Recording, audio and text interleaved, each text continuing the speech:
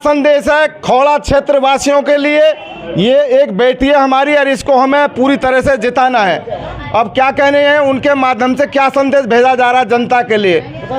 रस धरती माँ की बेटी हूँ मैं, अपना फर्ज निभाऊंगी, बीजेपी को ना छोड़ूं, भारत आजाद कराऊंगी, बीजेपी को ना छोड़ूं, भारत आजाद कराऊंगी। कैसे कहने लगी है डोली शर्मा, पहले विचार क्या रखे हैं उन्होंने, खोड़ा को संदेश दिया है। रन्यू बोले मारा नाश किया, रन्यू बोले मारा नाश किया, इन चाय बेचने वालों ने सारा भारत लूट लिया, इनकी गंदी चालों ने भारतवासी समझ सके ना, इनकी गहरी चालों ने देश में बीज फूट का बोया, इनकी बेढंगी चालों ने देश में बीज फूट का बोया, इनकी गंदी चालों ने। हर बीजेपी के नेताओं को, बीजेपी के नेताओं को 24 में मजा चखाऊंगी, 24 में मजा चखाऊंगी, बीजेपी को ना छोड़ूं, भारत आजाद कराऊंगी। फिर क्या कहने लगी है आपकी बेटी डोली शर्मा ने, फिर क्या कहा है।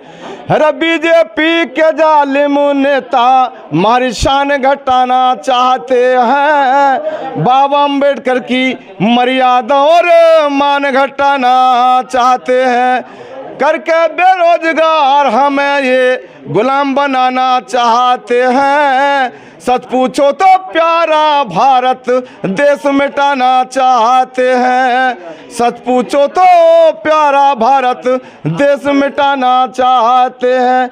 जब तक सांस आखिरी है मैं तब तक लड़ती जाऊंगी, बीजेपी को ना छोड़ूं, भारत आजाद कराऊंगी, बीजेपी को ना छोड़ूं, भारत आजाद कराऊंगी। आगे क्या कहने लगी है डोली शर्मा जी।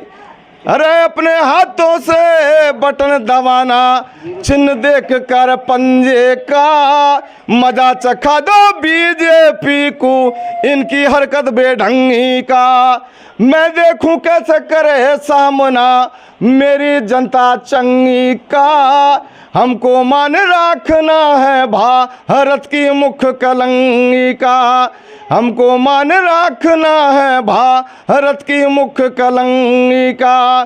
चाहे जान चली जाए होए, चाहे जान चली जाए ना, पीछे कदम हटाऊंगी, बीजेपी को ना छोड़ूं, भारत आजाद कराऊंगी, बीजेपी को ना छोड़ूं, भारत आजाद कराऊंगी। इस इंडिया महागठबंधन के साथ में हमारे माननीय केजरीवाल उनके नगर अध्यक्ष खड़े हुए हैं, उनका भी एक बयान आया डोली शर्मा के साथ महागठबंधन में और साथ दे रहे हैं। वो क्या कहने लगे, अरे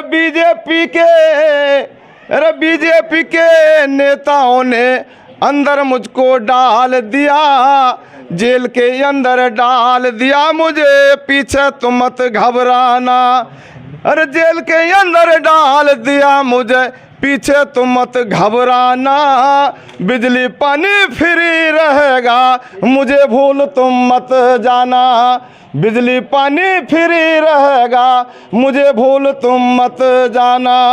इन बीजेपी के नेताओं के बहकावे में मत आना, जीत हमारी पक्की होगी, हर घर में खुशी मना लेना, जीत हमारी पक्की होगी, हर घर में खुशी मना लेना। क्या कहते केजरीवाल जी, अरे जेल के अंदर से बाहर आकर के जनता को गले लगाऊंगा, बीजेपी को ना छोड़ूं, भारत आजाद कराऊंगा, बीजेपी को ना छोड़ूं, भारत आजाद कराऊंगा।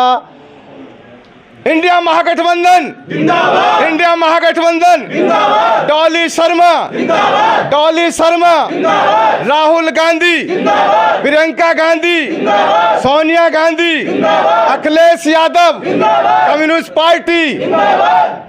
ये थे जहर सिंह। इन्होंने एक अपनी कविता के माध्यम से और देश में जो फैला भ्रष्टाचार है उसके माध्यम से आप लोगों को अवगत कराया। पत्रकार महोदय, मैं आपको बताना चाहता हूं कि भ्रष्टाचार किस लेवल का है। मैं गली नंबर 2 प्रगति विहार में रहता हूं। हमारे यहाँ कुछ टाइम पहले, 1 महीना पहले, एक महिला की मृत्यु हो गई। आकस्मिक मृत्यु थी। उसके पति गए नगर पालिका में डेथ सर्टिफिकेट बनवाने के लिए, मृत्यु प्रमाण पत्र बनवाने के लिए। नगर पालिका के अंदर इतनी धांधली चल रही है कि उनसे 800 रुपये मांगे गए मृत्यु प्रमाण पत्र बनाने के लिए। आप सोचिए उस आदमी के ऊपर कितना बोझ पड़ा होगा। वो एक ड्राइवर है, गाड़ी चलाता है, वो कहाँ से देगा 800 रुपये? अगर दे भी देगा तो क्यों देगा 800 रुपये? तो कुल मिलाकर के समस्याओं का अंबार लगा हुआ है कूड़ा में। बिल्कुल पूरा भरा हुआ है, अंबार लगा हुआ है। नाले जो है, नाले का पानी सड़क पे है। आम आदमी की सुनी नहीं जा रही है। कुछ भी कर लीजिए, आपको यहाँ पे कोई भी एक सुविधा नज़र नहीं आएगी जिससे पब्लिक आराम से रह सके। आपके कहने का मतलब ये है कि परिवर्तन जरूरी है। परिवर्तन बहुत ज़रूरी है। इस बार अगर हुआ मोदी 400 के पार तो देश के संविधान का होगा बंटाधार। तो ये मिश्रा जी का कहना है कि अगर उन्होंने पूरा प्लान बना रखा है मिश्रा जी 400 पार का, तो 400 पार अगर हुआ तो एक तरीका है करने का, ईवीएम के अलावा और कुछ नहीं है। अगर हो गया तो इस बार वो मूलभूत जो ढांचा है संविधान का वो बदल के रख देंगे और आम आदमी को जीना मुश्वार कर देंगे। इनके अदानी अंबानी जो दोस्त हैं उनको इतना पैसे वाला बना देंगे कि लोग यहाँ पे भीख मांगने पे मजबूर हो जाएंगे। तो ये थी खोड़ा की जनता, जिनका कहना है कि खोड़ा में समस्याओं का अंबार लगा हुआ है। परिवर्तन बहुत ज़रूरी है। डोली शर्मा के ही समर्थन में ये सारी जनता, जो भी ये सारी जनता है, ये डोली शर्मा के समर्थन में। ये क्या सुविधा दी? कुछ दी? कुछ नहीं दी। आप बताएंगे? कोई नहीं। हमें अखिलेश के सरकार में, मान लो सबके सरकार में हमें पेंशन मिलती थी। जब से इनकी सरकार बनी हमें 1 रुपया की अगर कभी भेंट हुई हो तो बताइए। हम अधिकारी के पास गए, वो बोलो तुम्हारी शादी नहीं हुई, तुम आवास को क्या करोगे? तुम किसी मंदिर पे या मस्जिद पे बैठो। अच्छा, ये उसका कहना था अधिकारी का। हाँ, हमने एप्लीकेशन लिखी, उसको दी, उसने ये हमें जवाब दिया। तो ये हैं, ये दिव्यांग हैं और कानपुर से बिलोंग करते हैं। इनका जो कहना है कि न तो हमें आवास मिला, और अखिलेश यादव जी जो मुख्यमंत्री, पूर्व मुख्यमंत्री जो रहे उत्तर प्रदेश में, उनके राज्य में ये बता रहे हैं कि भरपूर हमें पेंशन मिलती थी, और जब से ये भाजपा राज्य आया है तब से इन्हें कुछ नहीं मिला है। क्या नाम है? ये मेरा मोहम्मद सानू। हाँ, क्या कुछ कहेंगे? जो ये है कि आपको ये 21 नंबर टंकी के पास जो कूड़ा का ज़्यादा दिक्कत है, पब्लिक को बहुत दिक्कत, बीमारी फैल रहा है, मच्छर से बहुत लोग परेशान हो रहे हैं। वो थाने के पास तो ये इसका भी कोई समाधान नहीं निकला है। सुनील शर्मा विधायक हैं यहाँ के, उसका कोई डिसीजन नहीं लिया कि इसको हटाया जाए। तो इतनी परेशानी हो रही है, लोग बीमार हो रहे हैं, डेंगू हो रहा है, मलेरिया हो रहा है। टाइप नगर पालिका की ये कह रही थी शालिनी गुप्ता, मैंने काफ़ी समय पहले उनसे बात की तो कह रहे हैं कुछ नहीं हटा है। आप जाकर देखिएगा, कुछ नहीं हटा है। उस पर भी आप वीडियो बनाया करिए, चैनल पे दिखाया करिए, कुछ भी नहीं हटा है। यहाँ के आवाम को बहुत दिक्कत, बहुत परेशानियाँ हैं। तो अब आप किसको चूज करेंगे? हम तो सुनील शर्मा आ जाए, क्या कहते हैं, और अच्छे काम दिल्ली में देखो, आपको क्या कहते हैं, आपको पंजाब में देखो कितना बेहतरीन काम किया है, और वो पब्लिक को भी देख रहा है ना।